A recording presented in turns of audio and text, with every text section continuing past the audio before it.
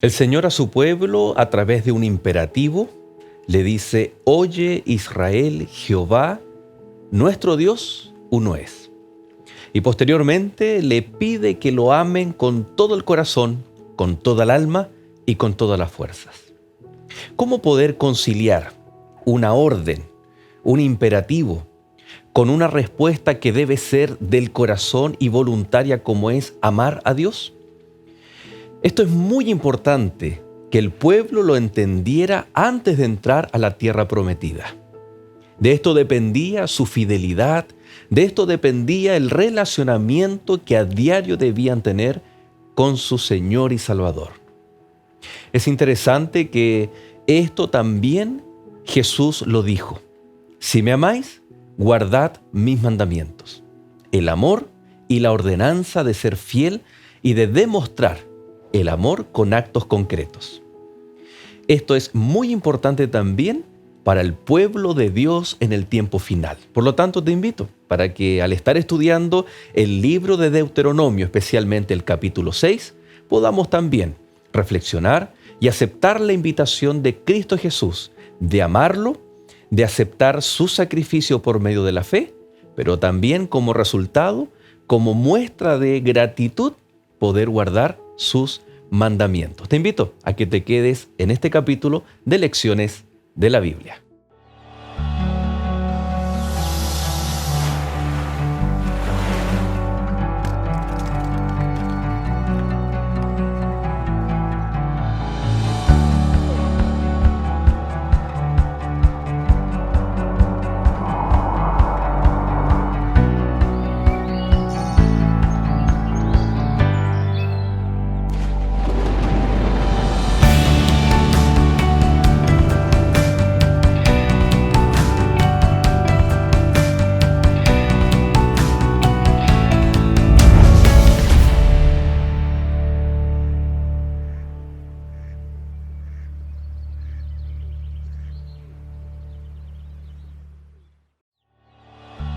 Esta semana, amarás al Señor tu Dios.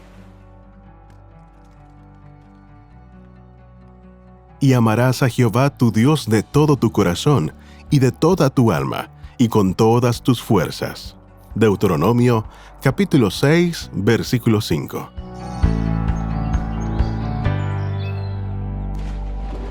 Muy bienvenidos, queridos amigos, ya a un cuarto capítulo de Lecciones de la Biblia en esta presente temporada, en donde estamos estudiando acerca del libro de Deuteronomio, cómo el Evangelio se manifiesta a través del quinto libro de la Biblia. El título de la lección de hoy: Amarás al Señor tu Dios. Una orden, un consejo bíblico que fue dado en un contexto al pueblo, que lo vamos a estudiar, pero que también tiene implicancias para nosotros el día de hoy. Pastor Oscar, ¿cómo está? Bienvenido. Bien, aquí muy entusiasmados con el estudio de este libro tan interesante. Y ahora estamos, los capítulos anteriores han sido bien generales, ¿no? Hemos hablado del pacto, hemos hablado del contexto de lo que le ocurrió al pueblo de Israel, ubicándonos también un poquito el significado de evangelio, no solo en el Nuevo Testamento, sino también en el Antiguo Testamento. Y ya en esta lección vamos a estar hablando acerca de algo que también aparece desde el Génesis hasta el Apocalipsis, ¿no? Que es la manifestación del amor de Dios. Pero ahora, ¿de qué forma el ser humano puede responder? Y tiene que ser una respuesta clara, ordenada y de acuerdo a los principios bíblicos. No es una respuesta que es como a mí se me ocurre, como yo quiera, cuando quiera. Así que va a estar interesante la lección de este capítulo. Así que te invitamos a que seas parte de Lecciones de la Biblia, de este cuarto capítulo, y para iniciar te invitamos a que podamos orar a nuestro Dios. Querido Dios y Padre nuestro, gracias te damos, Señor, por el privilegio de abrir tu palabra, y al hacerlo rogamos tu presencia, tu compañía, pero de forma muy especial tu bendición para cada uno de nuestros amigos, sus seres amados, para que tú, Señor, puedas bendecir a través de tu palabra. Te damos gracias en el nombre de Jesús. Amén. Amén. Hay varios textos en la Biblia, pastor, especialmente en el Antiguo Testamento, que inician: Oye Israel. Y para nosotros en el idioma español tal vez pasa desapercibida este llamado de atención o este enunciado que tiene algo muy característico y muy especial en el Antiguo Testamento. Vamos a estar basándonos en el capítulo 6 de Deuteronomio y en el verso 4 aparece esta frase, oye Israel. ¿Qué significa y qué era para el pueblo cuando ellos escuchaban, ¿no? Que Dios tenía un mensaje que iniciaba, oye Israel? En realidad que este oye, eh, bueno, es un imperativo en el cual se le ordena que escuche, que oiga, pero este verbo shamá en hebreo tiene un doble sentido o significado. No solamente es oír, sino obedecer. Es el mismo verbo. Cuando hablamos de obedecer, es el mismo verbo shamá que el oír en hebreo, chamá también. Ahora, ese concepto de oír y obedecer también un poquito está en nuestra cultura, pero muy sutilmente. Por ejemplo, una mamá le da una orden a un hijo, no le hizo caso. Le da una segunda orden. En la tercera le puede decir, ¿me escuchaste? ¿Me oíste lo que te dije? Ujú. ¿Qué le está diciendo Me obedeciste. indirectamente? ¿Por qué no me obedece? Ujú. Claro, si no me escuchaste es porque no me obedece. O si no me obedece es porque no me escuchaste. Así que también está en nuestra cultura un poquito el oír Y con el obedecer. obedecer. Ahora, ¿esto se daba en cosas casuales, cotidianas, o se daba en un contexto especial, la Shemá de Dios, de parte de Dios para con Israel? La Shemá en realidad que, bueno, Israel tiene eh, muchas oraciones, e inclusive hay un libro de oraciones llamado Sidur, que en nuestra cultura lo tenemos, digo, porque también lo tengo, bilingüe. Entonces, allí en ese Sidur están las principales oraciones para recibimiento del sábado, para fiestas especiales, casamiento, bendición de niños, distintas oraciones, pero la Shema es una oración especial. Diría yo, la oración de las oraciones, como el cantar de los cantares, este sería la oración de las oraciones o el Kodesh, Kodashim, ¿no? El santo de los santos, el lugar más sagrado. Esta oración tiene algo muy especial porque comienza con un imperativo a no solo escuchar, sino obedecer. Ya es importante eso para un judío y para Dios también. Luego dice, bueno, Shema Israel, escucha Israel. Yahvé Eloheinu. Se da el nombre del verdadero Dios, aunque dicen que es incorrecto decir Yahvé. Bueno, hay distintas teorías. Yahweh, en fin, o Adonai mejor, en fin. Pero aquí está hablando de Yahvé Eloheinu. Ese Eloheinu, la nu final, es nosotros, nuestro, el Dios nuestro, Elohim nu, Eloheinu. Entonces, allí, si ellos lo están haciendo nuestro, a Yahvé, ellos están rindiendo lealtad. Primero, oír, obedecer, lealtad, en el nu.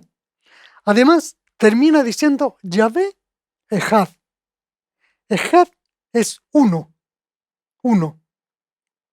Eso quiere decir que este Yahvé, aunque es Elohim plural, sin embargo, es uno, pero en sentido de unidad, de unicidad, no de uno solo, en sentido de que es una sola persona, Claro. sino en sentido de unidad. Y esto también se demuestra allí en Génesis capítulo 2, cuando Dios crea al hombre y a la mujer y llegan a ser Ejad. Ejad, Una sola una carne, dice. sola carne. Pero eran dos personas. Pero eran dos personas. Ujú. Así que esta oración, insta a la obediencia, a escuchar, a la lealtad y al monoteísmo. Interesante, pastor, porque, claro, nosotros leemos el verso 4, dice, Oye Israel, Jehová nuestro Dios, Jehová uno es. Alguien podría decir es la introducción para lo que va a ser un sermón, un mensaje dado para el pueblo, pero aunque así fuera, siempre las palabras que uno elige al comienzo de un discurso son fundamentales, Son van a captar importantes, la atención de la audiencia, claro. lo van a predisponer para algo, etcétera. Entonces, aquí recordemos que es una secuencia. Comenzó con un relato histórico de las proezas de Dios, luego vino la ratificación de los mandamientos, ¿no? Y luego viene, dice en el capítulo 6, verso 1, estos pues son los mandamientos, estatutos y decretos que Jehová vuestro Dios mandó que os enseñase para que los pongáis por obra en la tierra a la cual pasáis vosotros para tomarla. O sea, los 10 mandamientos que ya en el capítulo 5 se habían expresado. Para que temas a Jehová tu Dios, guardando todos sus estatutos y sus mandamientos que yo te mando, tú, tu hijo y el hijo de tu hijo, todos los días de tu vida, para que tus días sean prolongados, ¿no? Luego dice, oye pues Israel, cuida de ponerlos por obra para que te vaya bien en la tierra que fluye leche y miel y os multipliquéis como te ha dicho Jehová, el Dios de tus padres. Entonces, pastor, aquí vemos que están a punto de recibir ya las instrucciones, pero aquí se da el principio de vida, para que te vaya bien, para que pensemos que eran ciudades amuralladas, habían peligros, amenazas, para que Dios te proteja, para que Él vaya delante de ti, tienes que hacer esto. Y tiene que ver con los mandamientos. Es decir, cuando los mandamientos de Dios están involucrados con la Shema, no era algo liviano de considerar, era algo muy importante dentro del pueblo de Dios, ¿no? Sí, a tal punto que esta primera parte del capítulo 6 de Deuteronomio, del verso 1 al 9, es como un bosquejo de todo lo que él va a tratar con Israel. Y este bosquejo yo veo que fue muy bien pensado. Es como si Moisés dijera ya, a ver, con Israel tengo que conversar esto, esto, esto y esto. Y que después los va a desarrollar a Y través después los del... va a desarrollar. Ujú, Por ejemplo, en el capítulo 6, verso 1, recién tú leías acerca de los mandamientos, es decir, ujú. él dijo ya, voy a puntualizar esto, los mandamientos y estatutos. Esto tengo que desarrollarlos más adelante. Verso 2, el temor a Dios. Ujú. Eso va a ser indispensable, no sea que obedezcan sin tener temor a Dios. Y eso es lo importante. El verso 3, no solo hay que temer a Dios, poner por obra. El verso 3, decir allí la obediencia. Verso 4, el monoteísmo, destacando el Dios uno, no idolatría, rechazar totalmente la idolatría. Verso 5, el amor a Dios, el amor a Dios. Versos 6 y 7, esta enseñanza debe ser familiar para que resulte. Tiene que partir de la familia, la parte fundamental de toda sociedad, familia. Y los versos 8 y 9, debe haber un ambiente adecuado para internalizar toda esta enseñanza. Es como un resumen.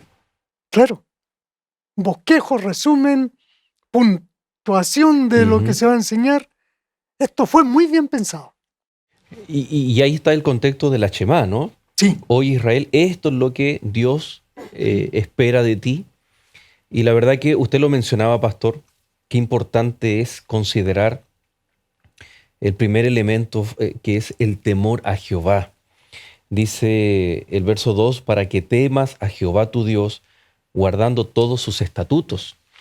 Eh, no confundir con guardar los mandamientos con una actitud temerosa o de miedo, de ¿no? miedo. ¿Qué significa guardar los mandamientos, pero a la vez tenerle temor a Jehová? El Bueno, sobre esto ha habido bastante discusión, se ha escrito harto. Yo creo que el temor aquí en este caso es casi sinónimo de obediencia. Temer a Dios y muchas veces es sinónimo también de guardar, temer con guardar. El guardar es más enfático, más directo. Es decir, esto tienes que hacer, el guardar es hacer, hacer. Por ejemplo, se habla de guardar el sábado, el chomer o el chamar, Shabbat, guardar el sábado. Pero también cuando se habla de guardar el sábado y de respetar el sábado, en hebreo se habla mucho en los primeros capítulos, sobre todo de hacer el sábado. El sábado se hace. Es decir, un sábado puede venir y llegar y yo digo, en el calendario hoy día es sábado, pero no pasa nada, No afecta en la... no afecta en nada. Pero si yo obedezco los mandamientos de Dios, yo hago el sábado, es decir, hay que guardarlo. ¿Qué significa eso? Hacer cosas que son la voluntad de Dios y de esa manera sí yo voy a hacer el sábado y que es casi lo mismo que guardar el sábado. Entonces el sábado no tiene valor si llega y yo no hago nada. No, yo tengo que hacer cosas en las cuales yo tengo que reconocer que es un día santo, dejar de trabajar, adorar a Dios, ayudar al prójimo, buscar a Dios en oración, tener momentos de meditación, en fin, ir al culto. Eso es hacer lo espiritual, porque eso me ayuda en mi edificación de mi vida y de mi carácter. No es entonces hacer algo, guardar, por miedo a las consecuencias de no hacerlo, ¿no? Muchas veces, bueno, cuando tenemos hijos o cuando fuimos hijos y sabíamos que nos mandaron a hacer alguna labor en casa y cuando sentimos los pasos o la llave que se está introduciendo en la puerta, nos recordamos inmediatamente que no hicimos lo que teníamos que hacer. Y es como que nos corre un frío por la espalda en una fracción de segundo que sabemos que, y nos da miedo, temor tal vez a que los padres tomen alguna disciplina. Increíble, pastor, que tal vez muchas personas guardan los mandamientos, pero con ese concepto, que si no lo guardo, Dios me va a castigar o voy a estar tal vez provocando que Dios tome represalias contra mí. Claramente que el que no guarda los mandamientos va a estar a la suerte de las consecuencias de ese acto.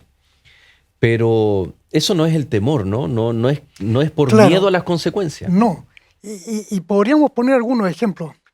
Por ejemplo, Efesios, capítulo 5, dice, maridos, someteos unos a otros en el temor de Dios.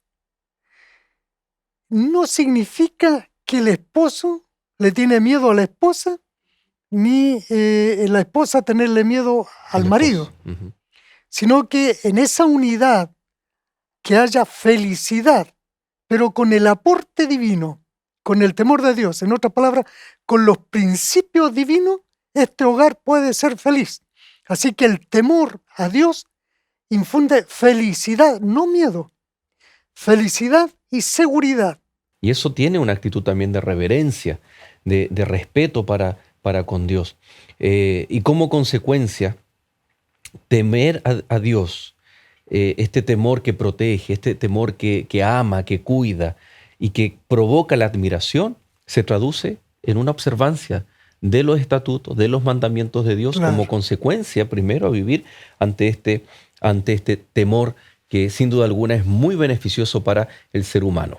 Vamos a dejar planteada una pregunta. ¿Puede convivir el temor y el amor, por ejemplo? ¿Qué dirá el libro de Deuteronomio al respecto? Hacemos un alto y ya regresamos.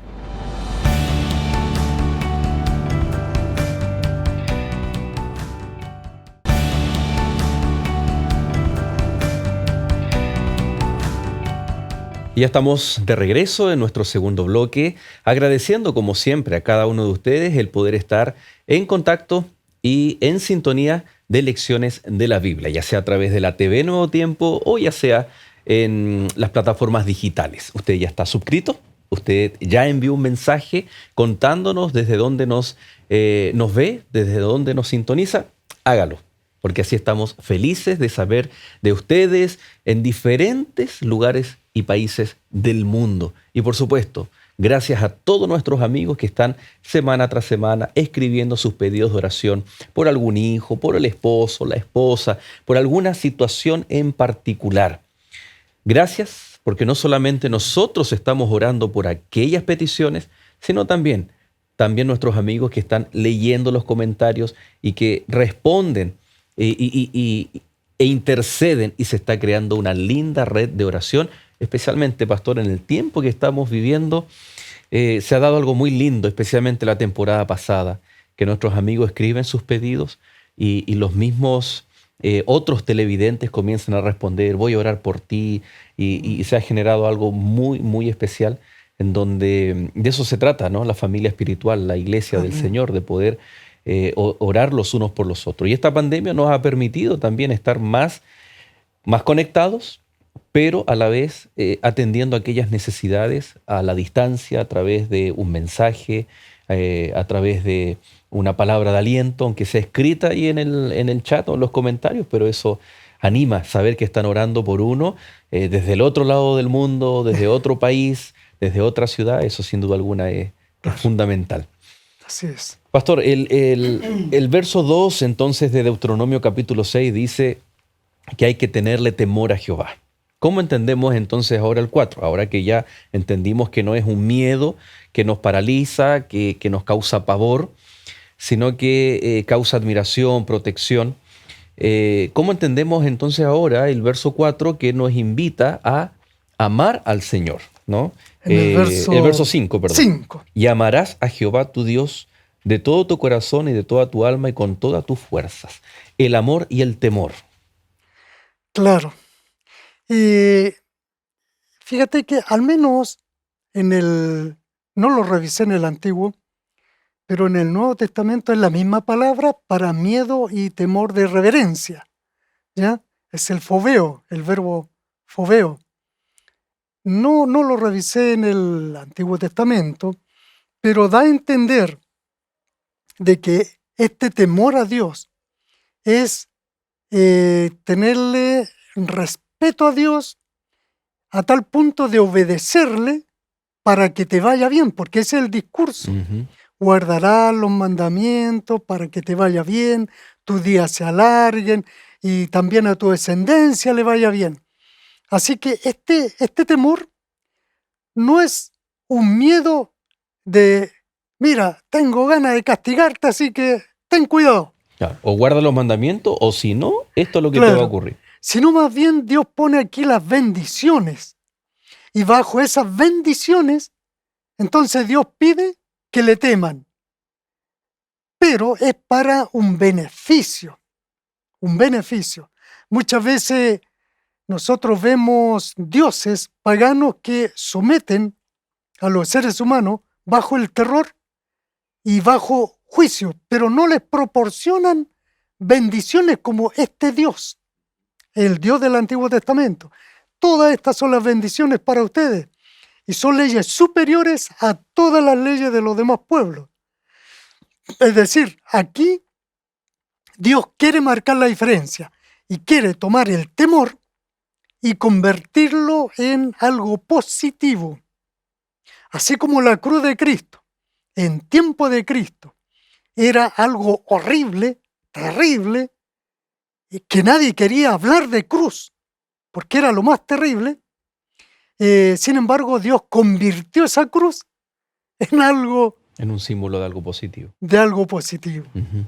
Así también sucede con el temor. Ahora, ¿cómo eh, enlazarlo con el amor? Bueno, en realidad que aquí cuando dice amarás, verso 5, amarás a Jehová tu Dios de todo corazón, de toda tu alma y con toda tu fuerza. Allí hay tres aspectos. Pero antes quiero hacer una diferencia. En el verso 4 habla de nosotros, nuestro Dios, en un sentido corporativo. Dios quiere actuar en una agrupación, en su pueblo, que en hebreo a esa congregación le llama cajal, que es como una asamblea. Una congregación. Una congregación que se parecería mucho a la eclesía, que sería lo nuestro, la iglesia. Así que el cajal, aquí Dios en el verso 4 le está hablando al cajal, es decir, a la asamblea en sí.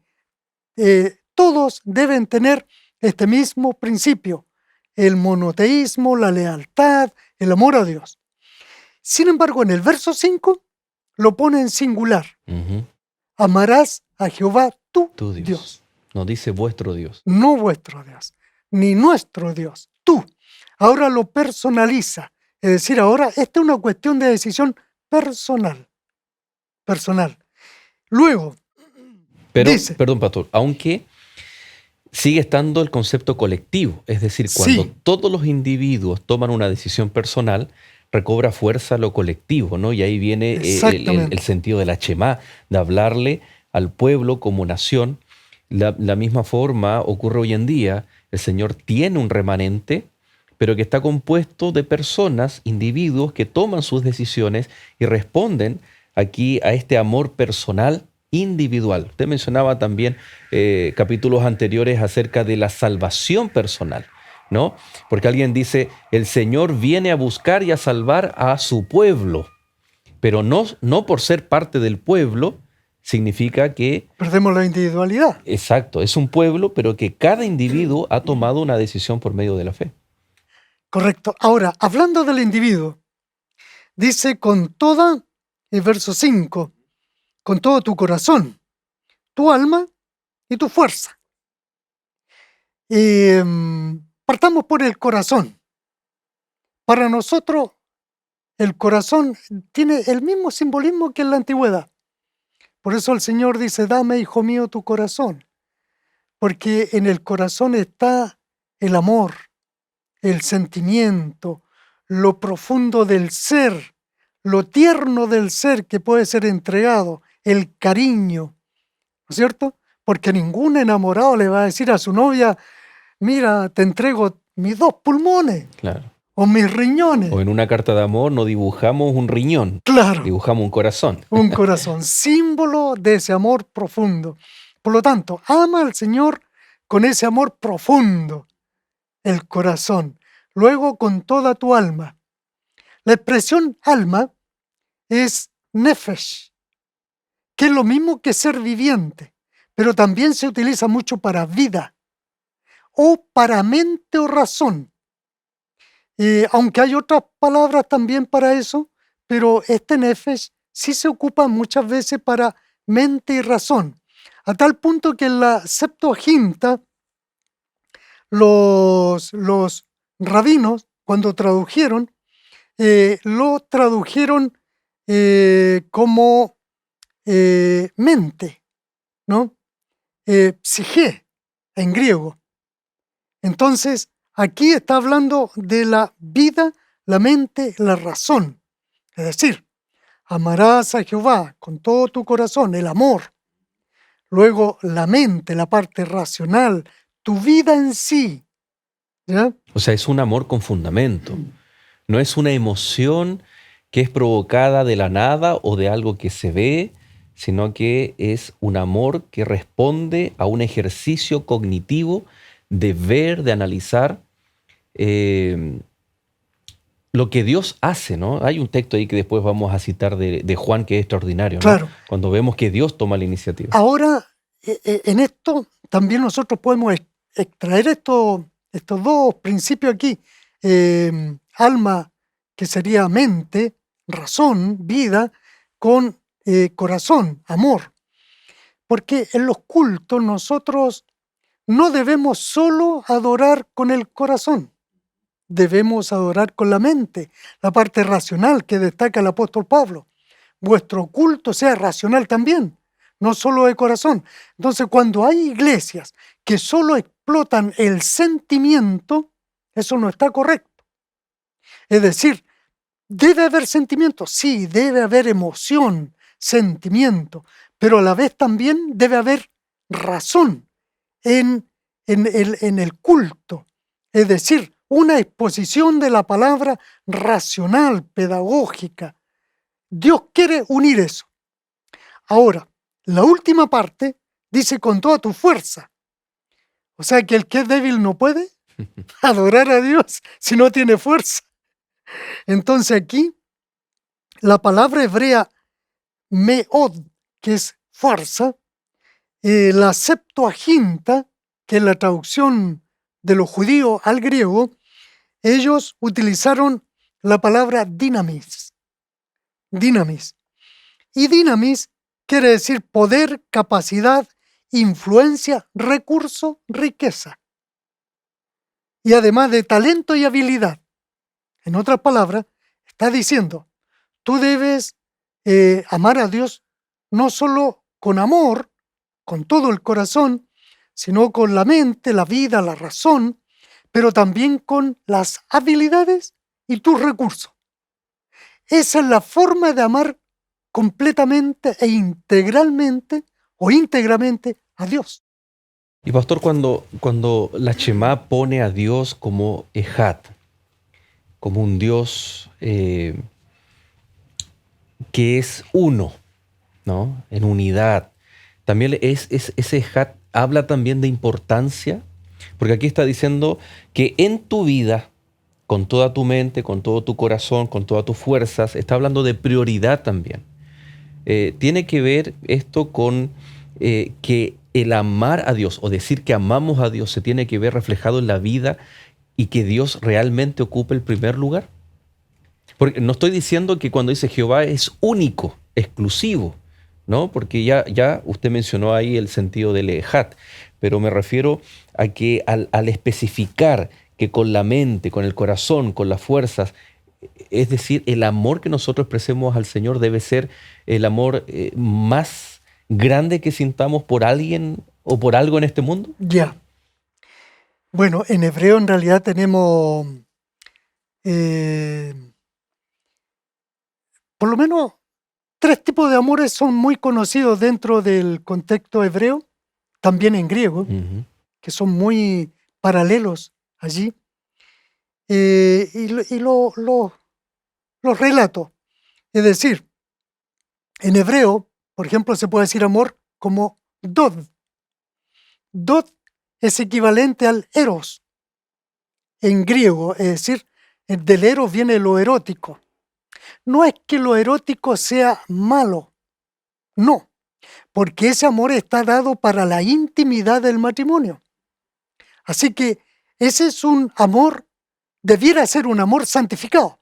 Lo que pasa es que el mundo lo tomó Y y lo desvirtuó. lo desvirtuó, lo trastornó, Ujú. lo sacó de donde debía estar y lo usó para otros fines, y ahí sí, eso erótico pasó a ser banal, pecaminoso.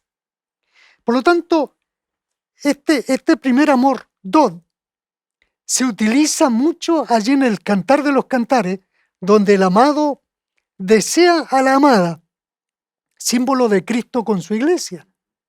Y eso es lo que el Señor desea, que la iglesia esté en relación íntima, la amada con el amado.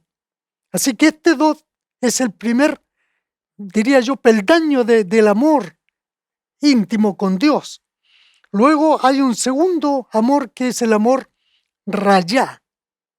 Ese rayá es el amor que se tiene mayormente entre padre, hijo, hermanos, filial, lo que sería en griego el filos o fileo, ¿ya? El amor filial. En este ámbito también se utiliza este verbo rayá, hebreo, para el amor de Dios.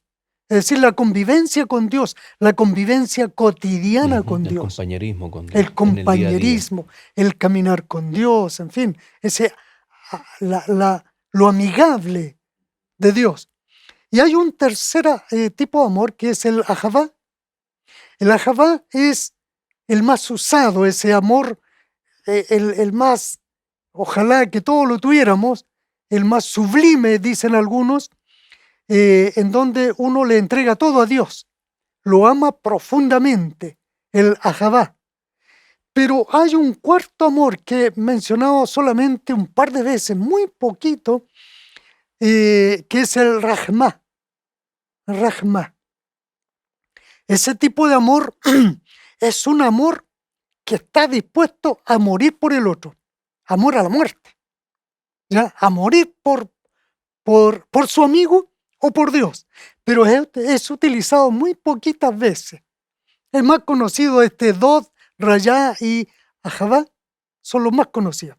Que en griego sería el eros, el filos o fileo, y también tendríamos el ágape o agapao. Pero también en griego hay otro tipo de amor, no muy conocido, pero están esos tres tipos allí en los cuales, ahora, Dios desea que nosotros lo amemos en esos tres ámbitos, pero mayormente con el ahavá, en donde ahí está todo entregado a Dios, en ese ahavá.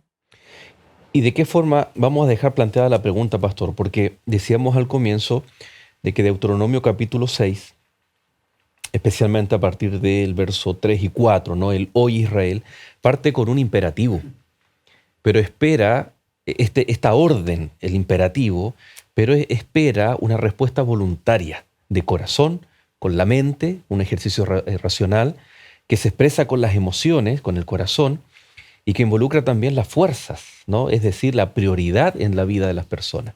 Entonces la pregunta es, el verso 6 dice, y estas palabras que yo te mando, ¿no? Es decir, esta instrucción que es mandada hoy, estarán sobre tu corazón. Es decir, la respuesta tiene que surgir del corazón. Y el corazón no solo es la emoción, sino también es voluntario, no es obligado. ¿De qué forma conciliar una orden con una respuesta voluntaria? Vamos a hacer un alto y al regresar vamos a seguir con estas respuestas aquí en la Biblia.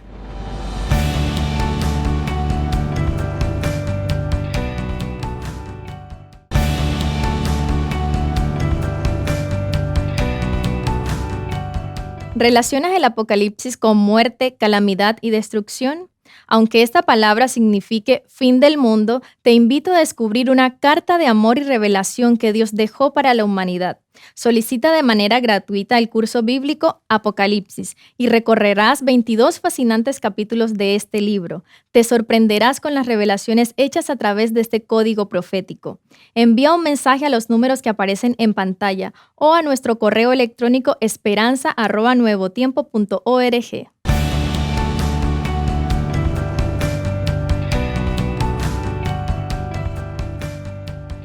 Y ya de regreso en este último bloque del capítulo de hoy, pastor.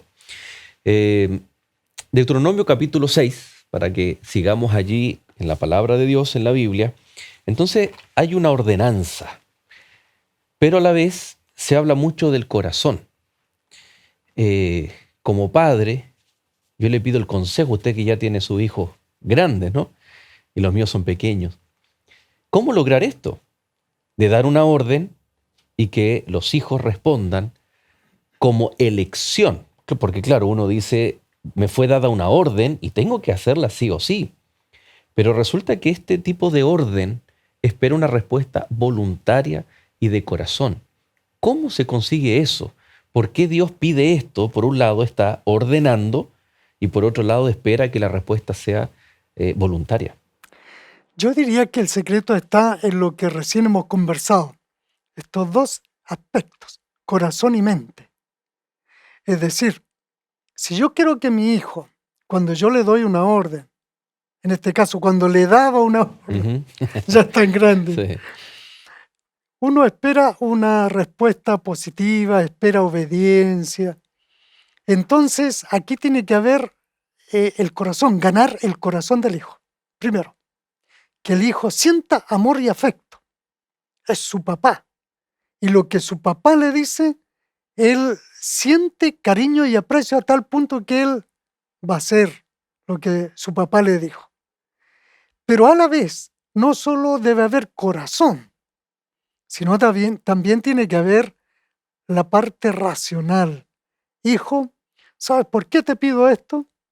Y allí dar explicaciones racionales, que el niño entre a pensar que lo que se le está pidiendo es bueno, tiene beneficio, le sirve a él, le sirve al papá, le sirve a la familia, sirve a futuro. Por lo tanto, esto es bueno. Así que allí está no solo corazón, sino la mente. Yo creo que Dios hacía lo mismo. Dios hacía sentir su amor por ellos, pero a la vez les explicaba, mira, le doy estos mandamientos porque le va a ir bien, porque esto hace bien, porque esto le alarga los días, esto le va a cuidar su salud, esto aquí le presentaba todos los beneficios, la parte racional, explicativa. Y entonces Dios esperaba una respuesta positiva. Cuando tal vez probaban el maná, veían algún milagro, veían sus sandalias que no se desgastaban, sus ropas, yo creo que eso provocaba una emoción del corazón, ¿no? Claro. Pero tenía que venir con estas explicaciones, estos discursos que el Señor los hace a través de Moisés para satisfacer, como usted bien dice, el aspecto racional también. Equilibrio. Yo creo que Deuteronomio 6 nos está mostrando un equilibrio entre la razón y el corazón, pero que tienen que estar involucradas para que el ser humano pueda responder voluntariamente a esto que es guardar los mandamientos. Es interesante, pastor, que Jesús en Juan capítulo 14, verso 15, ¿no?, tiene esta declaración y dice, si me amáis, guardad mis mandamientos. ¿Podemos hacer lo que dice Deuteronomio sin amor? Sí. Claro. Y podemos tal vez decir que amamos a Dios, pero no guardamos los mandamientos. Y el mismo Juan después en su carta escribe, el que dice que ama a Dios, pero no guarda sus mandamientos, el tal es un mentiroso. Interesante cómo se relaciona la observancia de la ley de Dios con el amor que debemos tener para con Dios. Claro, porque el amar no basta decirlo con la boca, sino que el amar debe ser fundamentado y demostrado con acciones. Entonces, si un novio le dice a su novia, te amo, y no se cansa de decirle, te amo, te amo, te amo, pero no hace nada por ella, ella va a pensar, bueno, ¿será que me ama? Porque no lo veo que hace nada. Entonces, Es un romanticismo superficial, ¿no? claro. Entonces, con respecto a Dios también, no podemos decir que amamos a Dios si no hacemos su voluntad, si no guardamos su mandamiento. Ahora, ¿por qué lo hacemos? No porque queremos que el Señor, de acuerdo a nuestras obras, Él tenga misericordia de nosotros y nos salve. No. Por obra ninguno puede ser justificado ni salvado. Por la gracia de Dios sí. ¿Cuándo nosotros obedecemos los mandamientos? Después que somos salvos. Una vez que hemos sido salvos, entonces nosotros decimos, Señor, tú me salvaste. Como me salvaste, yo te amo, Señor, y por eso quiero obedecerte. Nada más que por eso, porque yo no puedo hacer nada para que tú me salves. Simplemente ya que tú me has salvado, ahora sí, Señor, permíteme por lo menos obedecerte, agradecerte en eso. Pero nada más. Y cuando se aprecia el beneficio, el resultado final, viene este texto, ¿no? Dice, y la repetirás a tus hijos y hablarás de ella estando en tu casa, andando por el camino y al acostarte y cuando te levantes. Cuando algo bueno nos ocurre o tenemos, yo creo que pensamos inmediatamente en los hijos. En la familia. En la familia. Y insisto en este concepto que podría haber sido una orden fría, una orden incluso carente de sentido o de emoción para el pueblo. Y el Señor les tendría que haber dicho, ustedes tienen que repetirle lo que yo les voy a decir ahora se lo repite. Y alguien puede decir, es una estrategia comunicacional para que el mensaje perdure por generaciones. podría haber sido válido, ¿no? Claro. Es más, el sistema de los copistas, los escribas, ellos mantuvieron un mensaje a través de los siglos y lo pudieron hacer. Pero Dios está yendo mucho más allá. Aquí está diciendo, si tú lo vives, si tú lo sientes, si tú lo has internalizado en el ejercicio equilibrado, racional y emocional, entonces, ¿qué es lo que podemos hacer? Primero, compartirlo con los hijos, ¿no? No es simplemente para que perdure el mensaje, sino que es para que el estilo de vida se pueda transmitir, no solo enseñar, sino que qué tremendo que un niño vea que su padre le está diciendo ama a Dios, hijo, pero que el hijo vea que su padre realmente ama a Dios, porque muchas veces enseñamos unas cosas a los niños, pero los padres no la estamos viviendo. Ahora, hay otro aspecto también interesante en el que Dios primero aquí entregó este conocimiento. ¿Dios podía entregarle ese mismo conocimiento individualmente a cada persona? Sí lo puede hacer. Pero Dios utiliza a los seres humanos imperfectos como instrumentos suyos. Es decir, lo que Dios le entrega a Moisés lo transmite al pueblo, a cada uno, y cada uno ahora debe transmitirlo así como Dios se lo transmitió a Moisés. Amor, corazón, ¿no es cierto? Mente, habilidades. De esa manera que lo transmita a los demás, sin perder ninguno de esos tres aspectos. Así que, qué importante es. ¿Por qué? Porque nosotros aprendemos por ejemplo, ¿ya? Por imitación. El niñito, desde muy chiquito, su papá es su héroe. Y él le va a imitar en todo. Si el papá corre de una forma, el hijo va a querer correr de la misma forma porque así corre su papá. Entonces, si Dios le entregó amor a su pueblo debía copiar el amor de su Padre Celestial y luego entregarle ese amor de la misma forma al hijo y el hijo al hijo y así a través de las generaciones. ¿Cómo Dios nos ve a nosotros como instrumento? Y eso le proporciona valor al ser humano. Es decir, Dios puede decir, mira, yo creé estos seres humanos, pero no me sirven mucho.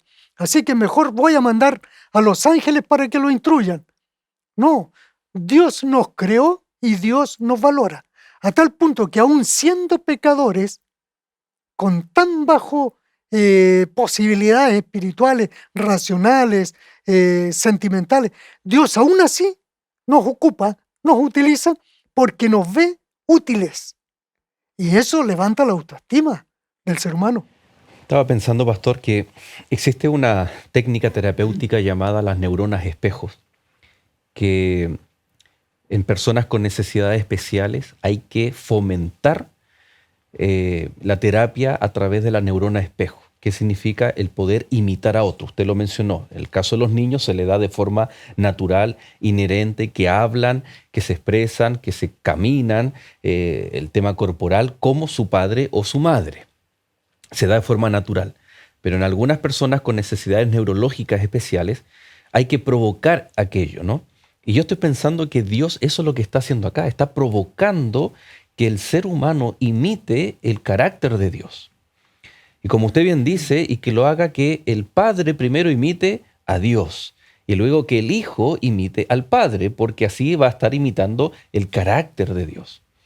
Entonces, vemos acá cómo el Señor nos permite ser no meros espejos que reflejan, sino de ser una carta abierta, como dice Pablo, en donde las personas puedan ver a Dios en nosotros. O sea, lo que está haciendo aquí el Señor no simplemente es una función familiar pedagógica, que el centro espiritual sea la familia. Eso por supuesto que es muy importante y válido hasta el día de hoy. Pero aquí está involucrándonos en que las personas, estoy pensando, y esta es la vida eterna, que te conozcan a ti, dijo Jesús en Juan 17. Entonces, ¿cómo las personas van a ser salvas? ¿Cómo van a conocer? Tienen que conocer a Dios. Claro. Y tienen que ver a Dios, por supuesto, también Ahora, reflejado en nuestras aquí vidas. hay algo importante, yo creo que deberíamos tocar este punto. Pablo dice, sed imitadores de mí, como Ahí yo de está, Cristo. correcto. La imitación, ¿ya? Ahora, pero debemos ser cuidadosos en esto. Ahora, cuando alguien imita a otro, se produce una cierta metamorfosis en la mente, en el carácter de la otra persona, por el hecho de imitar. Es decir, cambia su manera de pensar, sentir, en fin.